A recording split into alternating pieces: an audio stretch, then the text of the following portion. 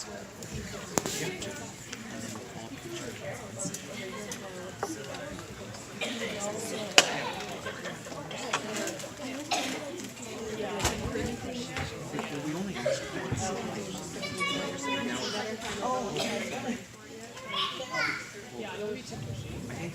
mind if we stand over here by the wall then? Please.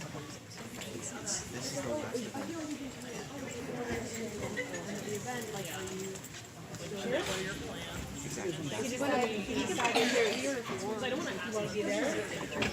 Yeah, I think you. Yeah, I don't want that. But then if they team the same team, or you guys will sit there. No, he doesn't want to.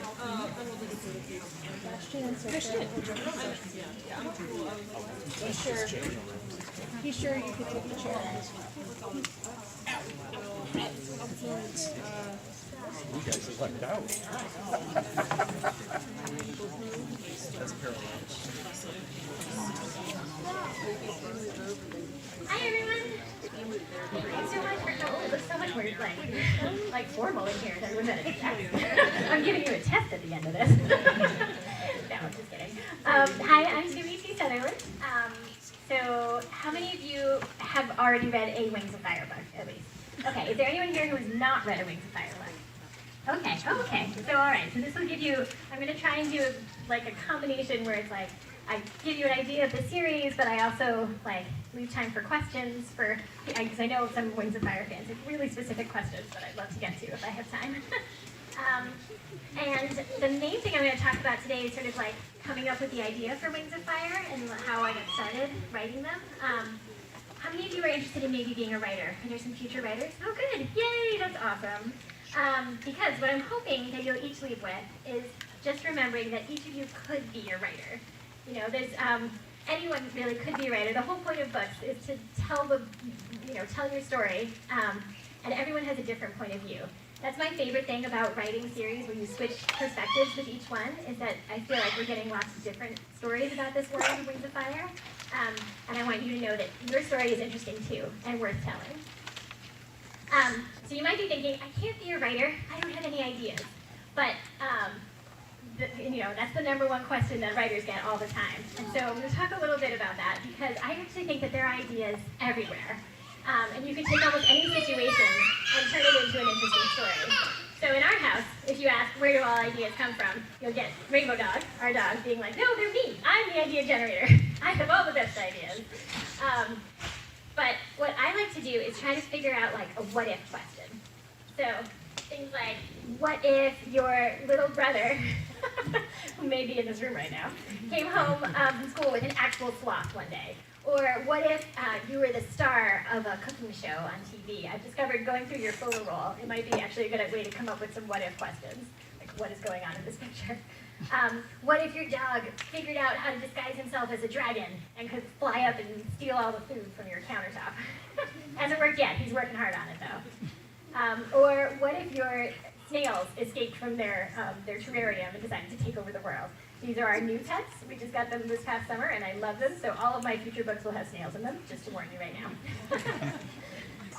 Or, you're sitting in this room, how do you turn this into an interesting story? Well, what if everyone in here suddenly turned into a dragon? Like, what happens next? What would everyone be like as a dragon? Did the author turn you into dragons? Because that's a secret, plan to take over the world.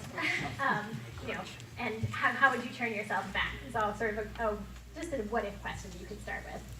For me, for the two series that we have out here today, these are the what-if questions I started with. What if there were a world where the dragons get to be the heroes of all the stories? Or what if a boy moved to a small town in Wyoming and discovered a secret zoo full of mythical creatures? That's the menagerie. For Wings of Fire, I've been reading all of these dragon books. I've always read dragon books. I love them so much. These are some of my favorites. And what I noticed is that in most of them, we were getting the human side of the story. And the dragons were the sidekicks, or the transportation, the bad guys, the taco party guests. But they never got to be the main heroes or be the ones telling the story. And sometimes when there's a book you really want to read, you just have to write it yourself, is what Ann Patchett says. So I started thinking about making this whole series about these dragons. And so this is our other dog, this is Sunshine. So you might think, well, I've got my what if questions. The very first thing I need to do is figure out my plot. I need to know what's going to happen in the story. But that's not usually where I start. I prefer to start with the setting and the characters. And especially with Wings of Fire, the setting was really important because I knew I wanted this world full of dragons. But there would also be humans in it, I figured, but mostly they would just get eaten a lot. And so, because I think that's what would actually happen in a world full of dragons and humans. So this is a scene from the first graphic novel where our two little heroes meet a scavenger, which is what they call humans, for the first time. And you can see them being like, oh look, it's our first scavenger, it's so cute. And then one of them says, can we eat it? And the other one's like, oh, I think they're endangered, we probably shouldn't. And for those of you who've read the chapter book and the graphic novel, you might notice there's a slight difference, which is that in the chapter book, another dragon shows up and bites the head off this human. So it's a little more gruesome. And when we started working on the graphic novel, I was like, I'm not sure everybody wants to see that. Let's just have them run away really, really fast. So that's the humans in this world. And I started thinking about the geography of it. And I love geography. I'm like such a map nerd. So I had these atlases that I'd had since I was a kid, and I spread them out on the floor. I started going through looking for things I could put together to make a cool-looking continent. And this is my terrible drawing because I can't draw at all. But I sent this to Scholastic, and they got a real map artist to turn it into this beautiful map. And then this is the color version in the graphic novels. And so I have this over my desk. Any of you who want to do a fantasy story, who are interested in writing like about other worlds, I think starting with a map is actually really helpful to give you an idea of like how the whole world is constructed. And then I could start thinking about the kinds of dragons that I wanted, because they're the ones you picture right away that like breathe fire and live in a cave in the mountains. But I could also have underwater dragons that can like build their castles and live down there under the sea. Ice dragons that can freeze you with their breath. And one of the things I started to do was watch a bunch of nature documentaries. My favorite is Planet Earth, the series. And I was looking at all those different habitats and thinking, what kind of dragon could live in a place like that? And so I started like looking at the animals that do live there and things I could give to the dragons, like the scorpion tails for the sand dragons. Nightwings are sort of based on monitor lizards or Komodo dragons. Mudwings came from a whole documentary about crocodiles, which was dreadful to watch. And then rainwings that can change color like chameleons.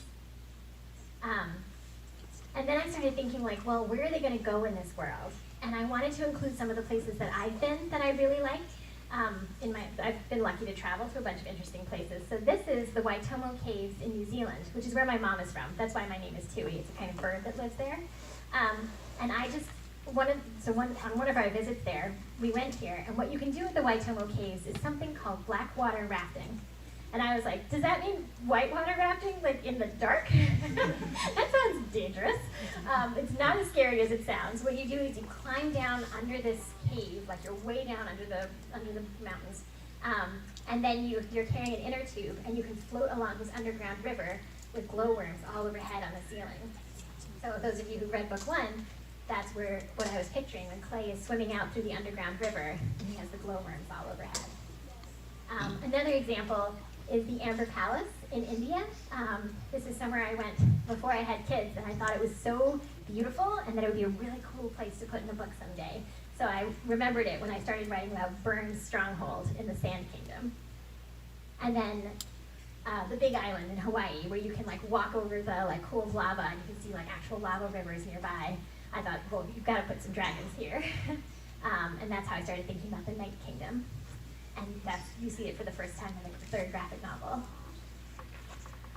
So those are the first 10 Wings of Fire books. They all take place on that continent. And then I knew I could start, when we started thinking about books 11 through 15, I wanted to go across the ocean to a whole new place and introduce some new tribes.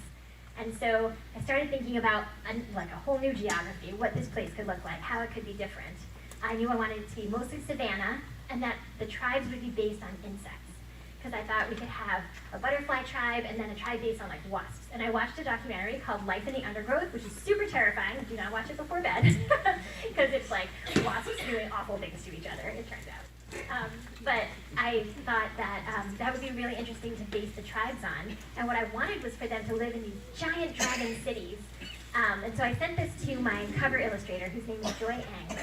And I said, I want them to look like the Super Tree Grove in Singapore, but huge enough for dragons to live inside. And this is what she came back with. which is perfect. It was exactly what I was picturing, and plus the butterfly dragons there. And then this is the map for the new continent. It also looks like dragon. And then in book 12, the cover, we got to go inside the hive, which I was excited about.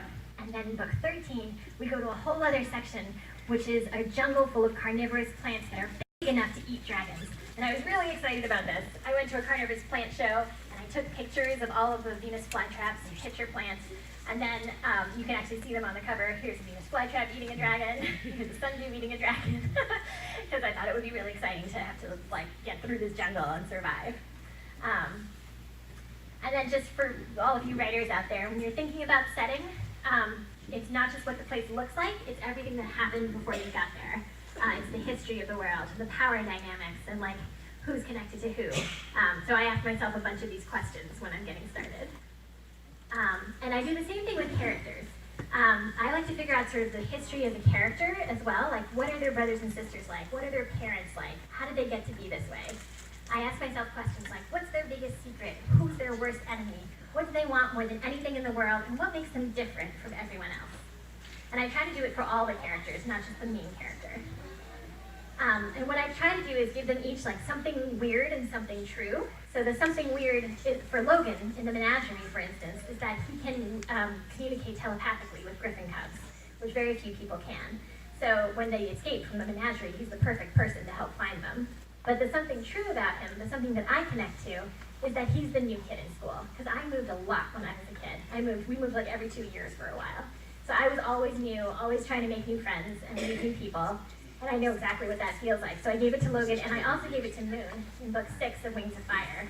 That's my something true about her as well, because I knew I could write about that. Stephen King has this really great book on writing where he talks about how every character has a little piece of you in it, and also that every character thinks they're the hero of the story. And that's why I try to do all those questions about all the characters, because I'm trying to remember that they all want to be in the story. And then there's Rainbow Dog again, being like, why aren't I the main character of every book? So with Wings of Fire, I had these tribes to start with. I had my setting, and I knew I wanted one dragon from each tribe to begin. And I was thinking, well, how do I make them each distinct different characters? I know they're all in a prophecy together. That's kind of the something weird about them. So how would they each react to being in a prophecy? If I could differentiate them that way, that would give me a starting point for their characters.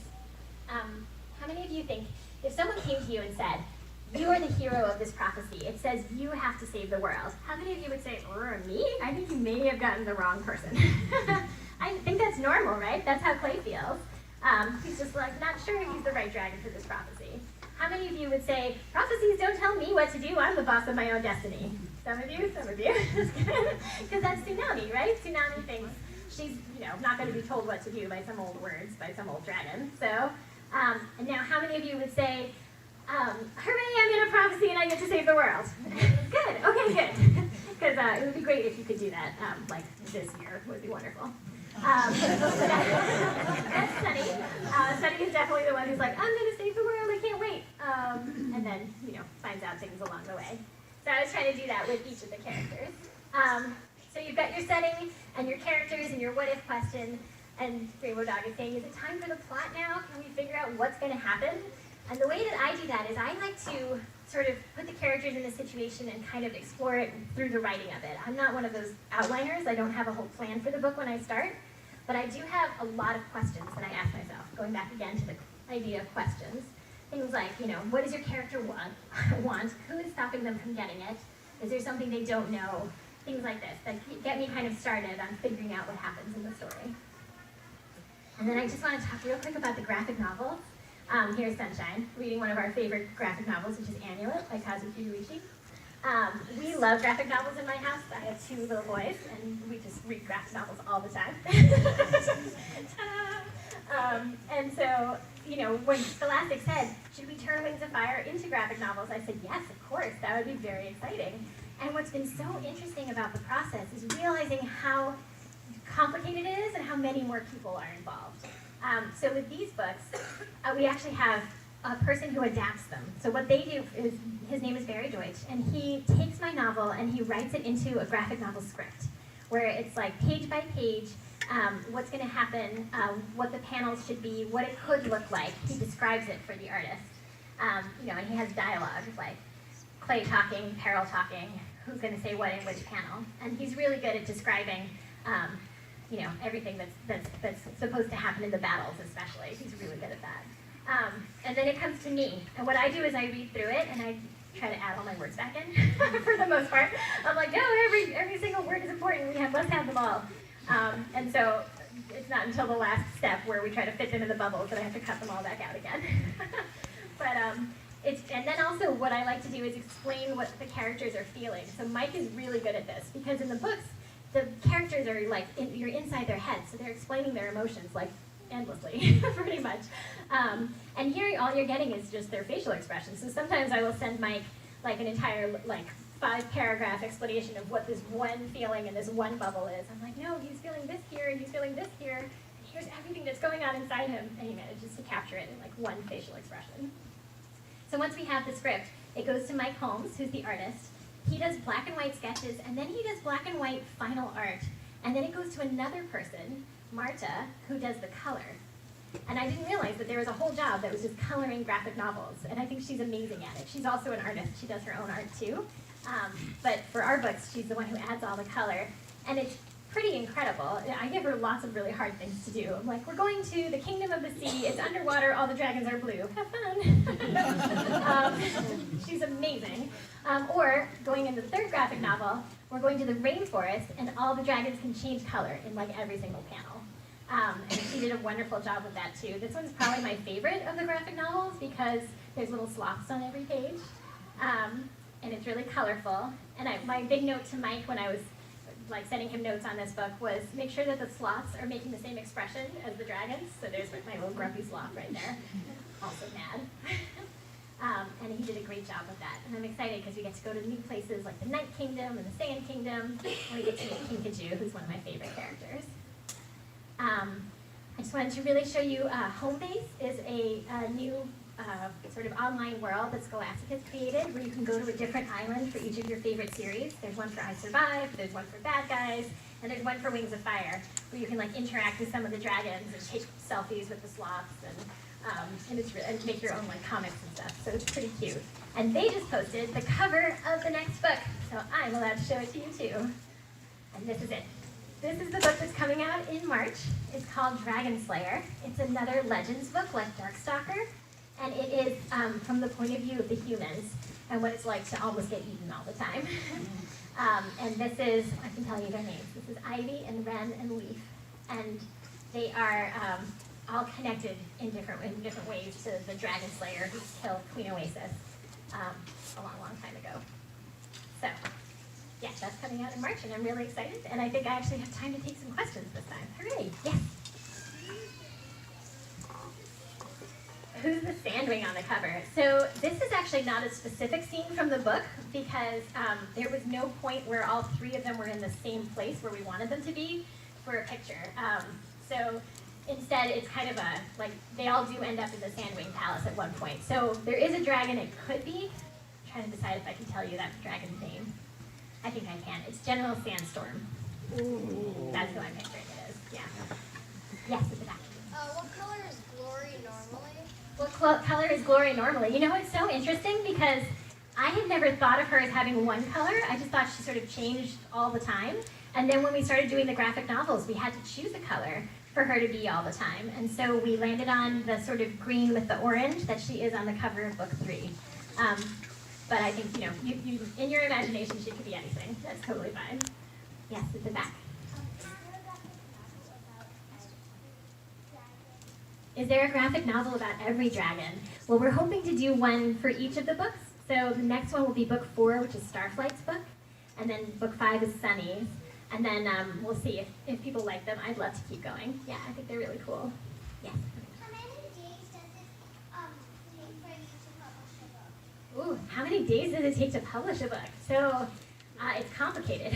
My very first novel that I wrote that was pretty long, that took me about a year to write the whole thing, another year to make all the changes I wanted, and then another year before it was in bookstores.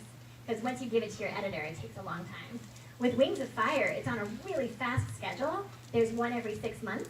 And so they really want the book like a year before they put it in the bookstore, but that's impossible for me right now.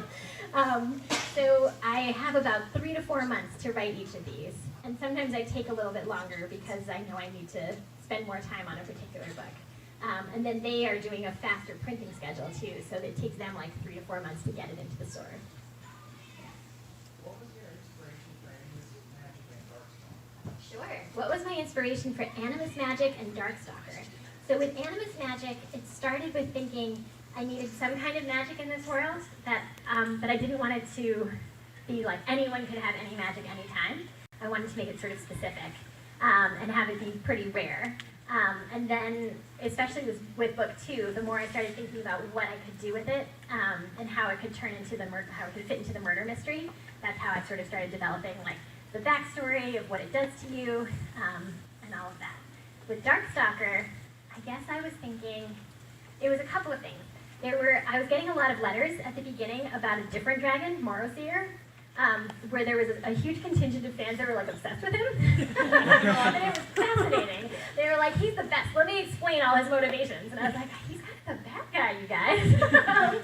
But I thought it was so interesting that they could see where he was coming from, that they could kind of understand him, that I was like, I want to write a whole character where I get into like why he is the way he is and develop him. So it's like, he seems evil in some ways, but there are things you can understand about what he's doing. So that was sort of where Darkstalker started, if that makes sense. Yeah.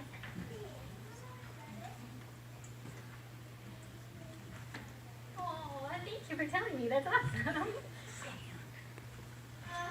How is this day? How is this all of these guys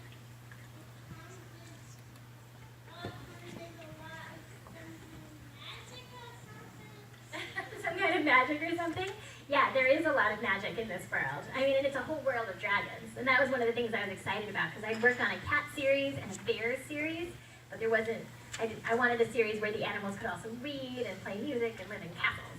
And that's why I thought dragons would be really fun. Yes?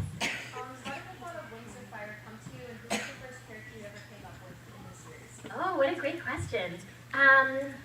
I think the very first thing that made me start thinking of Wings of Fire is actually my agent and I were talking about what I could write next, and he was like, have you ever thought of doing like a whole dragon series? And I was like, yes, can I do that?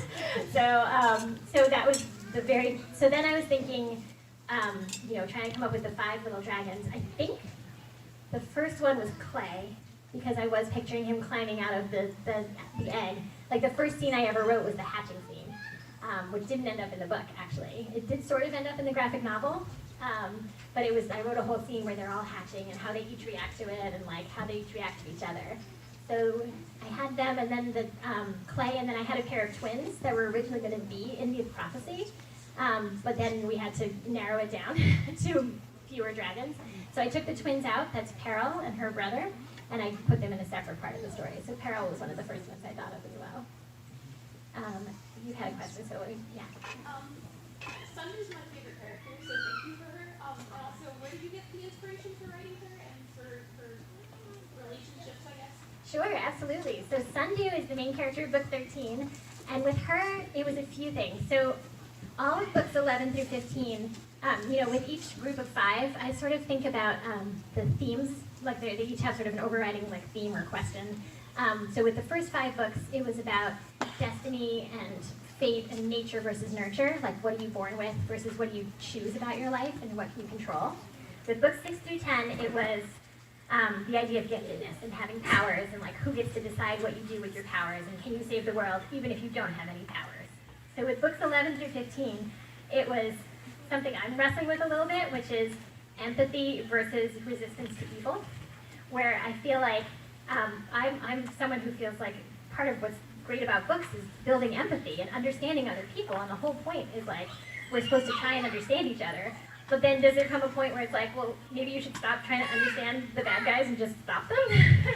So what I had was Blue is our over-empathetic character, which I think is great about him. I love that he's always trying to figure out why is this person acting this way? Why is this dragon so mean?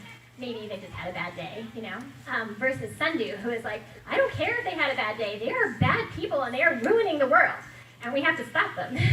And so she's way over on the other side. So I was kind of doing Blue and Sundu as these like opposite characters, and Sundu is like she has this sort of like righteous anger, and she has to learn how to use it, you know, and not just be mad at everybody all the time. So that's one of my starting points with her. And then, yeah, her relationship with Willow is like really, I thought was really important because I wanted them to have, first of all, a great relationship, like that I wanted to see that in the book. And then I also wanted them to have that argument about anger, like what do you do with it, and is it okay to be angry sometimes? Does that make sense? Sorry, that's like a very long-winded answer.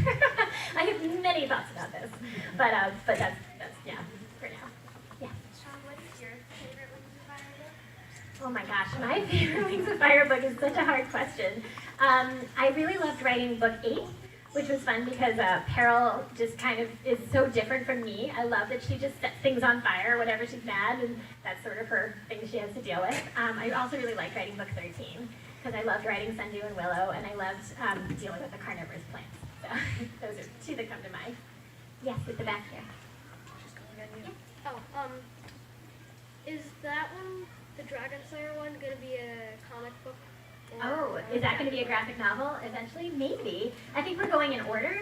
So like we wouldn't get to this one until we've done like probably book 13. So that's a ways away. But I would love that. Yeah, I think it would be really cool to see. It would be really long though. This one's going to be super long. I hope that's okay with everybody. Yes. Yes. I've been reading a lot of your books. I really like them. So, how do you? I basically read around like 1 through like 13. So, how do you come up with the names of the dragons? Sure. How do I come up with the names of the dragons? Well, I actually started off, when I started writing the series, thinking like, oh, I'll just give them all like crazy fantasy names, like anything that pops into my head. And then I realized I'm the kind of writer who loves to add characters. I just like having lots and lots of characters in this world, and it was going to get super confusing with it. And it was going to get super confusing, maybe not for readers like you, but for your parents. So I thought, especially for the grown-ups, and for my poor editor, who does not read a lot of fantasy before this, I was going to have to give them ways to identify them. So at least if they had a name where you could say, oh, that's from that tribe, it would give you a clue about who that character was, and maybe where you'd seen them before. So now I have a document that's just lists of names for each tribe, and I go back to that whenever I'm coming up with a new character, and I try to find one that matches the name, the personality. That makes sense. Yeah. What's your favorite Wings of Fire character and dragon? Oh, what's my favorite Wings of Fire character and dragon? That's always really hard for me to choose. I mean, I would say if I had to choose a tribe to be in, I'd want to be a rainwing, because I want a pet sloth, and I like to sleep a lot. So those are two reasons why I picked the rainwings. But in terms of a character, one that I sometimes forget about, but then every time someone mentions her, I'm like, oh yes, Clearsight, who is a character you meet in Darkstalker, and she can see not just one future, but all the possible futures.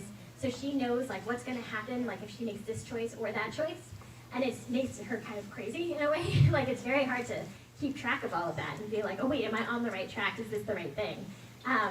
So I feel like that's a little bit like being a mom, where you're like, oh, but if I put them in this class, like what's going to happen? And what if I do this and make this wrong choice? So for me, like that was something that I connected with about her. I really liked writing her. Yeah. Are there any talks of making movies? Are there any talks of making any movies? So what I would really love is for it to be a TV show. And so I feel like HBO or Netflix should get in touch with me. Netflix. Like, come on, you've got these unemployed dragons, HBO. So what else are they going to do? So we are currently talking to some people that make TV and crossing our fingers and hoping. It turns out there's a lot of people involved and a lot of complications, and so maybe one day. Certainly, if it's up to me, then yes. How did I come up with the tribes? Well, those first tribes that I showed you was from like thinking about the different habitats and figuring it out from there. And then the next 3 tribes, I was thinking about insects and then also what they need to live, which is plants. And that's why I would have the 2 insect tribes and then the plant tribe, which is the leaf wings. So it's just kind of thinking about what kinds of dragons you would find in this place. Yes, right in the back. Oh gosh, what was my first book I made? So My very, very, very first book was a book I wrote when I was an editorial assistant at a publisher in New York City, and it was part of my job to write the really short sticker books. So it was called Stories of the Stars. It was a jewel sticker storybook, and it was stories of the constellations, like the myths behind the constellations. And then my first longer book was called Who Was Harry Houdini? It's part of that biography series with the big heads on the covers. So I got to write the Harry Houdini one, which was cool because he's super weird. And then my first novel was called This Must Be Love, and it was basically Shakespeare fan fiction. It was A Midsummer Night's Dream, but set in a New Jersey high school, and it was all letters and notes between Hermia and Helena and what they think of what's going on. So that's how I started. Yeah.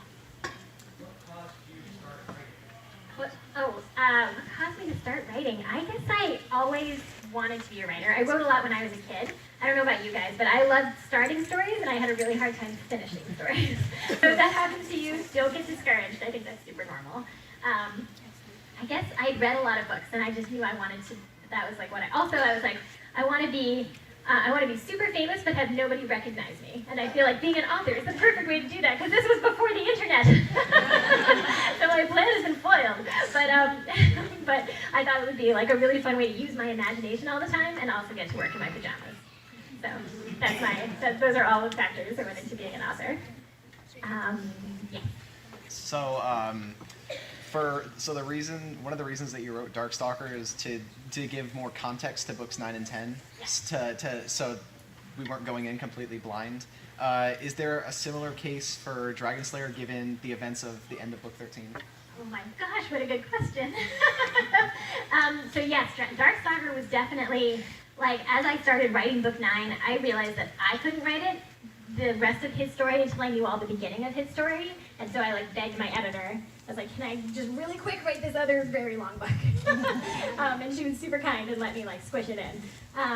I do think, so I haven't completely figured out how the characters in Dragon Slayer are going to connect to what happens in books 14 and 15, but you are right that is why I had to write this, that it is connected in a way.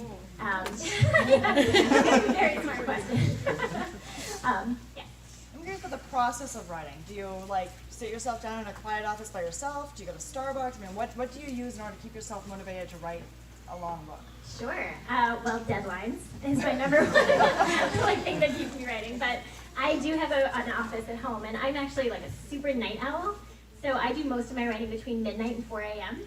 That's my favorite writing time. And then my lovely husband takes the children to school, so I can sleep until noon.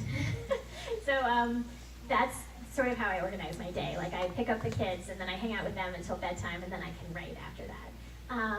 I don't write every day, because often when I have a deadline, I have to write 2,000 to 3,000 words a day, and it's crazy for about 2 months, and then I have to lie down for 2 months, and then start it all over again. So I'm sort of in between right now. I'm working on the graphics for the fourth graphic novel manuscript, so that is a different kind of process. I can do that for 20 minutes at a time, or an hour at a time, whereas with writing, I prefer to have a solid 3 hours to sit and focus. Does that answer the question, sort of? Yeah. Yes, at the back. Oh, when's the next one gonna come out? The next graphic novel, the one for Starflight. Say that again? When is the comic book gonna come out for Starflight? Oh, okay. When is the fourth graphic novel coming out? I think it's going to be next fall.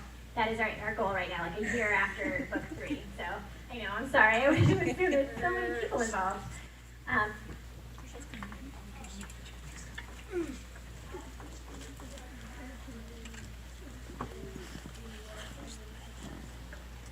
You mean the alliances? Good question. So thinking about the alliances in the War of Sandring Succession and who was with who, I did actually start by looking at the map and who was nearby and how I could split them up. I also, I wanted Blister to be dangerous but not super powerful yet, so I only gave her one ally, whereas Burn is powerful but not, I think, smart enough to have won the war even with all her allies, and that's why I gave her a couple, the Mudwings and the Skywings. Would that make sense? And then I also knew I wanted to have at least one of each in the Dragonettes of the Prophecy. So, good question. So a lot of the characters in Wings of Fire, there's very strong female characters, such as like Queen Scarlet, Glory, Tsunami, Sundew. But the males in the main series tend to be more mild-mannered, so like Turtle, Blue, Starflight, yeah. So is there like a biological connection for that, or do you just like writing more forward females and more mild-mannered males? And then do you have any plans to write a more aggressive, like confident male character? That's an interesting question. Well, there were a couple of things going into that. It's funny because I don't, like, mild-mannered isn't the descriptor that came to mind when I was thinking of them. What I wanted to do was write a series of, like, strong, fierce girls and kind, empathetic boys.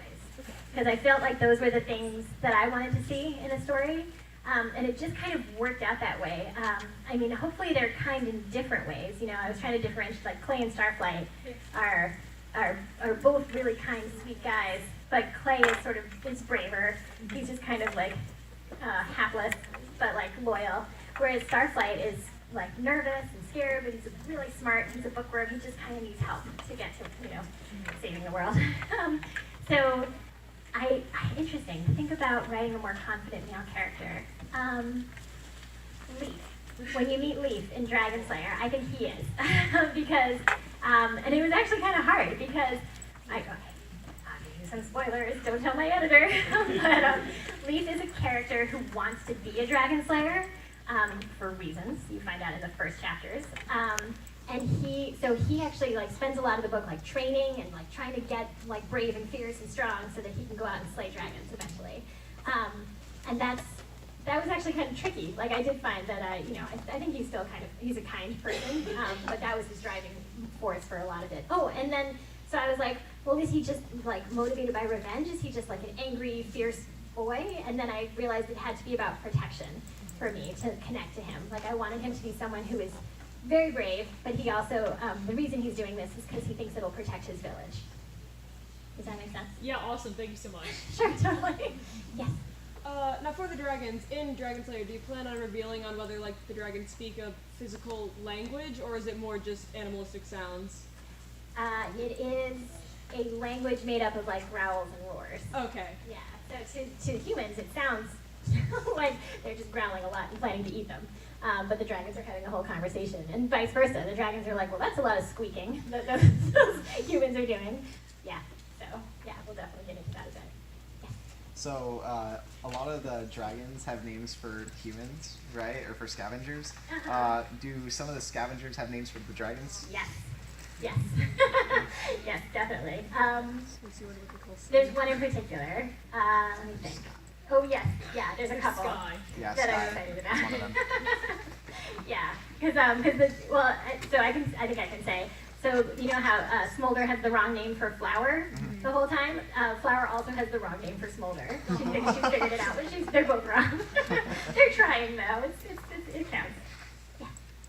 Have you ever thought of writing a book in Wings of Fire that takes place before the scorching? Before the scorching, I have so a little bit because people have asked me for the story of the scorching, and I have to figure out like what's the best way to tell it. We have been talking about maybe doing like a Wings of Fire guide, like to the whole world, and I feel like that. And I feel like that would be a good place to put the story of the scorching and like how it happened, and then I might have some ideas about everything before that. Little fox.